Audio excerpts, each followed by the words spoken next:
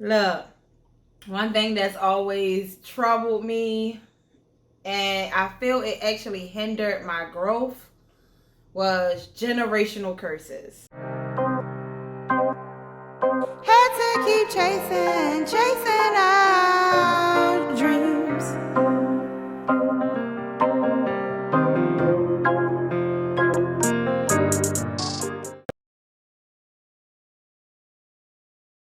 I feel like for us to grow moving forward, we gotta break some of them generational curses. Men should be the sole providers. I feel that's a curse that was broke, but I feel that it fucking cracked in half. It wasn't meaning the men wasn't supposed to do anything. That was one of those things that women should be house moms. They should be in the house cooking and cleaning, and the men should be the sole provider. Now, this word is going to be revisited a million times on this podcast today. Okay. Tradition. That's tradition. Mm-hmm. Traditionally, the woman role is to stay home and be the provider. Mm-hmm. But times changed. Yeah. That's old software. Mm-hmm. You got to put in your memory bank now that the times changed, and you got to keep up. Yeah. You got to keep up or you get left behind. Yeah. Because this program needs to be reprogrammed. This software that you're running off of needs to be reprogrammed. Mm-hmm. Because the woman's job now isn't just to stay home and be the sole provider. Information is at an all-time high right now. And guess what? That information is accessible to that female as well as the male. Mm-hmm. So now that female is on equal grounds from a standpoint of learning and knowing how. Absolutely. So she can do exactly the same thing that the male can do, whereas once it was just looked upon the male to do things with muscle that the female couldn't do. So that's why his role was sort of to go to work. But now work doesn't just entails putting muscle into it. Now work is putting your mind to it, putting your brain and your intelligence, getting that involved, and you can see a source of income that way. Mm-hmm. So the times change. You got to revamp that program that your computer system is operating off of, and update it, because you living on old software. The way that Windows have to update, that's tradition, and iOS have to update. You have to update with the times. Get in line with the times. I think our community, our black community, is only held back because of us at this point. And many will say, no, it's because of police brutality. It's because of racism. It's because we're not afforded the opportunities that the other races are afforded. But I'll say that is complete bullshit at this point. To say that we are so far behind is because of another race, I think that generational curse has to stop as well. Because let's talk about the fact that at this very moment, we are not enslaved. At this very moment, yes, there is racism, and that's always probably going to be the case, but that is what is acknowledged, and that is used sometimes as an excuse to hold us back as a whole entire race. I think that if Dr. Martin Luther King and Malcolm X was thinking so high to lead millions of people back then, going through segregation, going through real racism, that this generation right here has absolutely no excuse of why they can't be great. And I think that specific generational curse of things is harder for us because we're black. And I know there's going to be a million people that say things are harder for us because we're black. I disagree at this point. Listen, we have a voice now. We was in a freaking store that had a whole section worth of black clothes, a white store, right? Yeah. Everybody is monopolizing on this melanin. And it's about time we stop living back there talking about, oh, we was in slavery, there's racism. So what? Racism is hate. Racism is a character or a person who do not like themselves. Racism is not the answer to whether you're going to be successful or not. And to use that as an excuse, using racism as a reason of why you're not going to be successful will be your own downfall. Yeah, we have to change that mindset. There are a lot of black successful people, who are black and overcame it. They dealt with some things as well. Is the challenges going to go away? Absolutely not. Is there ever going to be a day that you don't wake up and there's not going to be a challenge being a black person? Maybe one day, maybe one day. But to know that there's going to be a challenge and you use that as an excuse not to exceed is unacceptable. Yeah. It's unacceptable. It is not what we are designed. We are designed here to be great, and we have some of the best abilities to be great. We are envied as black people, and that is where a big portion of racism come from. So, far as generational curses, I think the biggest curse of all is that mindset that it's harder for us. Because if you keep telling that story, it's harder for us, it's harder for us, it's harder for us, guess what? It's always going to be hard for you. But one thing I can say about that, and I believe this wholeheartedly, that it is harder for us only because we started off in a negative. Oh, absolutely. We didn't start off on an equal playing field. Mm-hmm. And it was only due to, what I would say it was due to is the fact that our parents were so relying on their parents' teaching, and they instilled that in us, so to say. And that old teaching, that old tutelage, allowed, what it did to us was it was damaging, and it made us start so far behind that when we were able to feel like we was catching up, we were just getting equal. We were just starting to get equal. So now we climbed our way out of the hole, but now we're on the surface now. Now it's time to build up. And it took years to get from out of the hole to, on level playing ground for us. For me specifically, because I wish my mom would have started me off a little further with maybe a bank account or something. Just something that small would have helped me exceed so much further and so much faster in life than where I had to start off. But where I started from was at ground zero, at the bottom. It felt like for me, I had to rebuild and revamp my whole entire life on my own. And for me, it was damning because I had no idea where to start. Now I'm gonna tell you this. Let's jump gears a little bit real quick right here, right? And I'm gonna take you into something. I'm gonna walk you straight into this. The thing that I hate the most, and hate is a strong word, but I hate this, right? I hate this with a passion. And I think this is setting our generation up to come for destruction and downfall. The fact that we tell our kids that when they turn 18, it's time to get out the house and fend for yourself and get on your own. That's the generational curse that's setting us up for failure immediately. Because we all think that at 18, it's time for you to go. But here's the thing, and the government also tells you that. Well, the government made that age up. Yeah, 18 is the standard age that a person is grown. Well, every person isn't designed the same. Yeah. Right? I might be mature enough to leave the house at 18, which I was. I was mature enough to leave at 16 because that's when I left the house. And I started to get my own house and do my own thing and figure things out in life. But the average child, especially nowadays with just social media stuff to go off of, the average child that's 18 is not ready to live on their own. Yeah. And I say average because a lot of people are, but the average child that's 18 years old today is not ready to live on their own at all. But as parents, we say, you know what? You're 18, you're about to get out my house, or you need to go find a job so you can help pay bills. Yeah. And I think that's the worst thing that we could possibly follow along with, because that's a tradition that was instilled in us through our parents.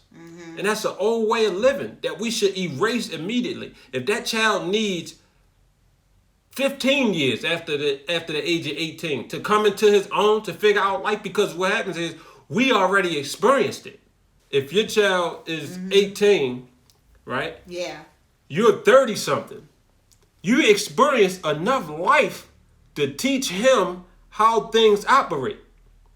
You're able to show him how to go through this thing called life.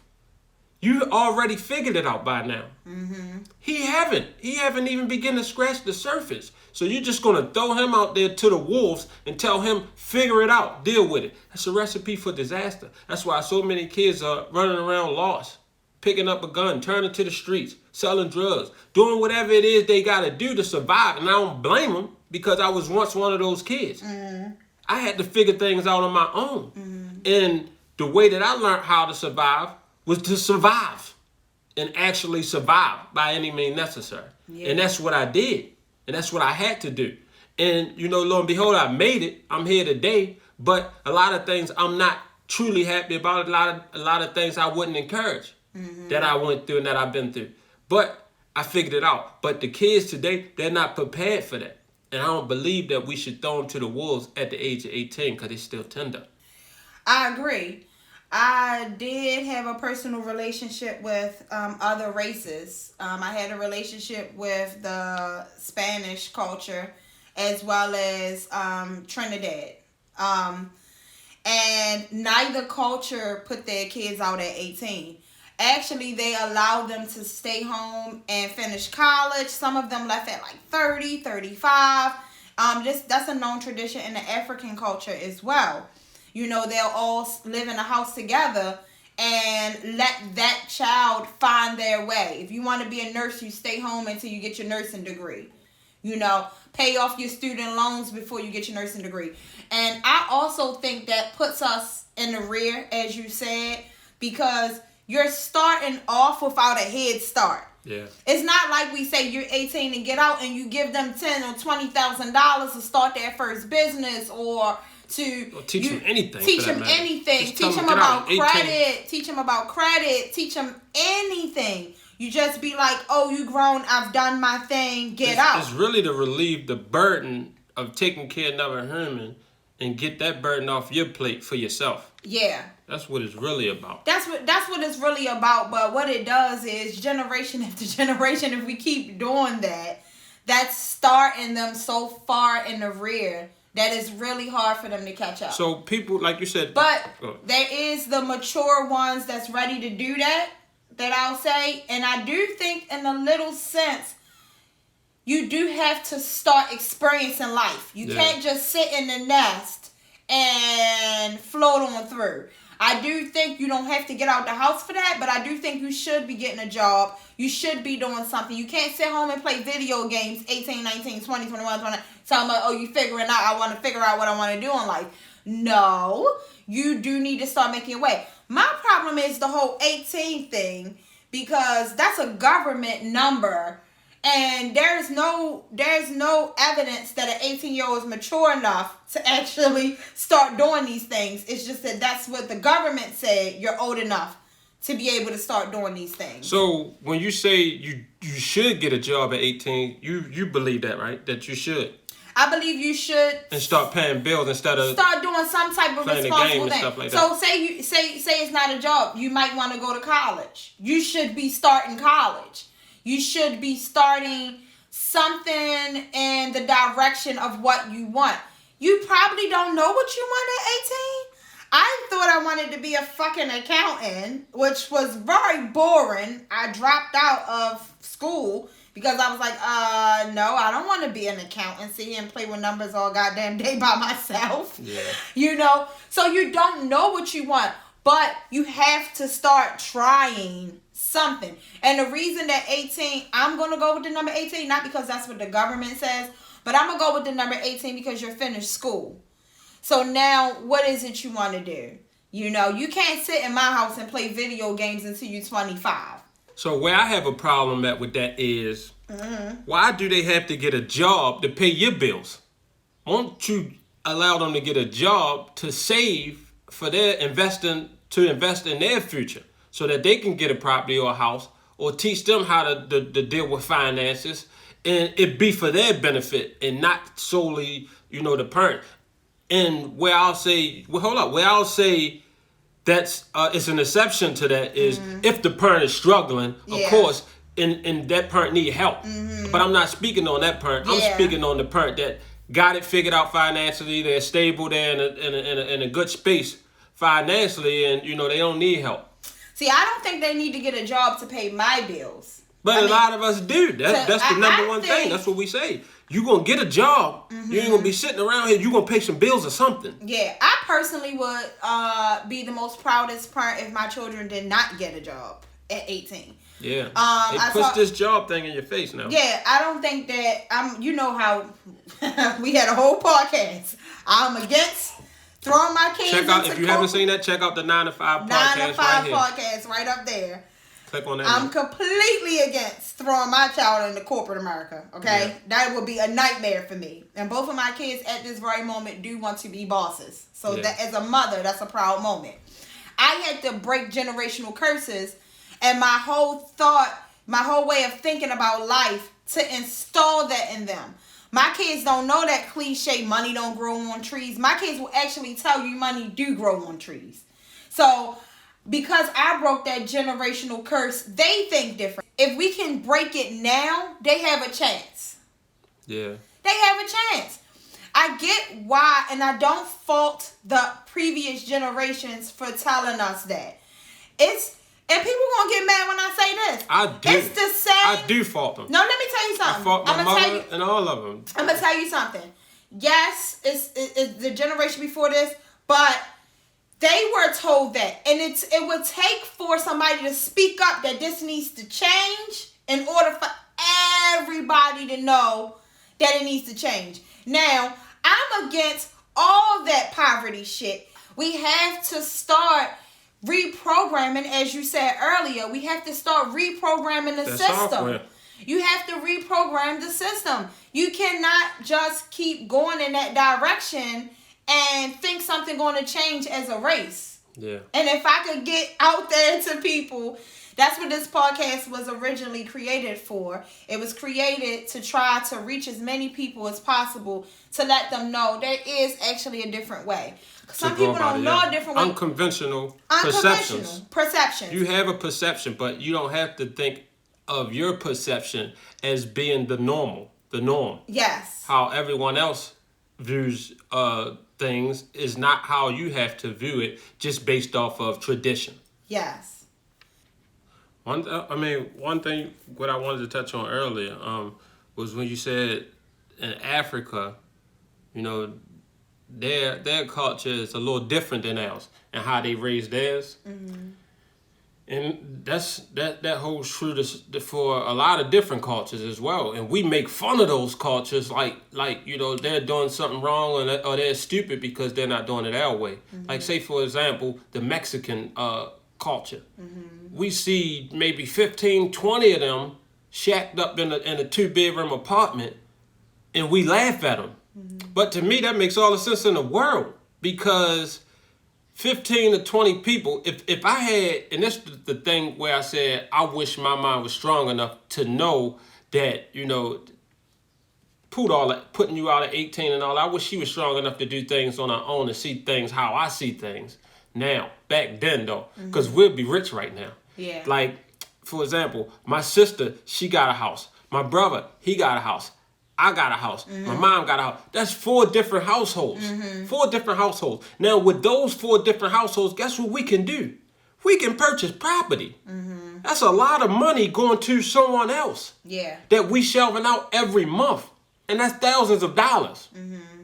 Thousands of dollars. You know, if we could have combined all that and maybe purchased the property, we'd have been set right now. Yeah. Coming out the door, because my sister got her house when she was 18, my brother like 17, me when I was like 16, 17, my mother, she had hers forever. Yeah. So if we all could have just stayed in one household and really purchased the house, imagine where we would be right now. Yeah. We would own properties. Yeah. Because that one house would have turned into 2, and then 3, and then 4, and then all of us would have owned our own property, and we would have kept it going like that. Mm-hmm. So that's what I mean by breaking generational curses.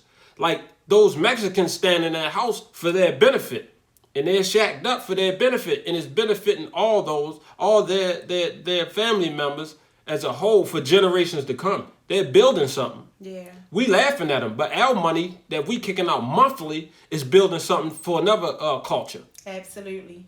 We laughed at these Mexicans, for real. Yeah. We laughed at them because it's 15 of them in one house. Mm-hmm. But they own that house. So what a lot of Mexicans do, which is really funny that you brought that up, is they all stay in that one property together, and they all eat dinner together, right? And all that money, the money that they make, they send a lot of that money back home. Yeah. And when they get a certain age, they go back home and live in almost mansions. Yeah. They go to Mexico and they have like top-notch houses, you know. And the people that they have back home are living great. So they making that ultimate sacrifice again for the generations coming up. Woo! You know that sound.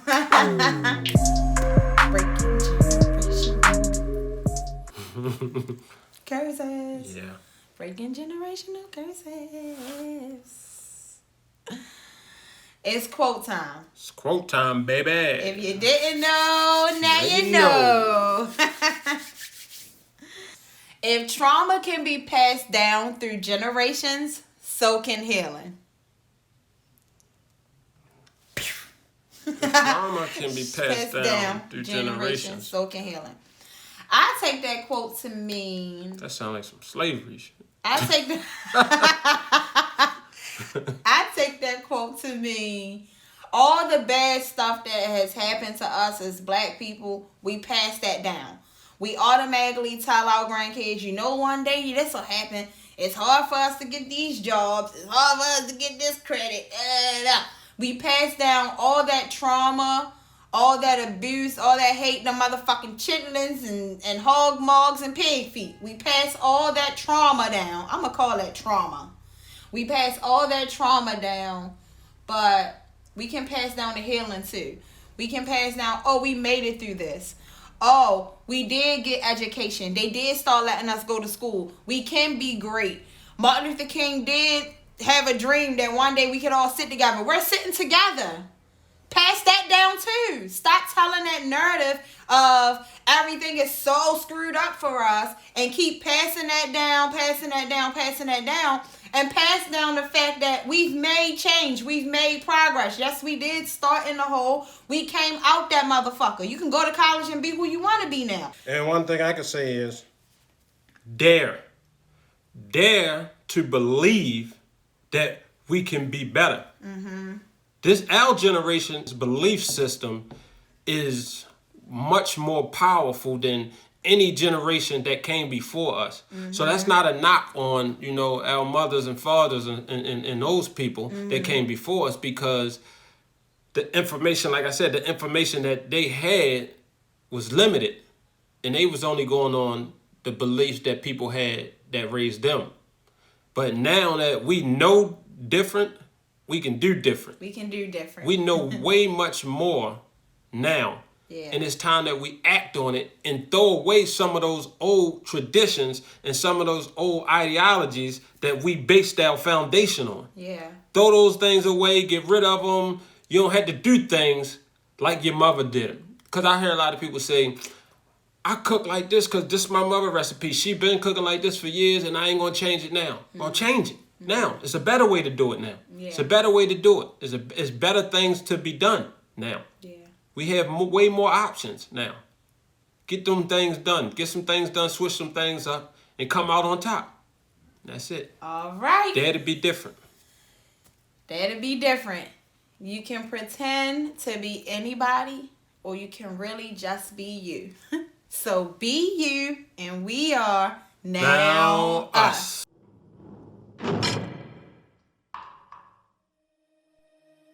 Millions of inmates are incarcerated with no mental way to escape their reality besides reading and the hopes of their release. Books for Time provide books to prisons all over the U.S. Visit naturallysunny.com to donate to Books for Time or to purchase one of Sunny's books. This ad was sponsored by Sunjal Productions, where they bring your vision to the screen.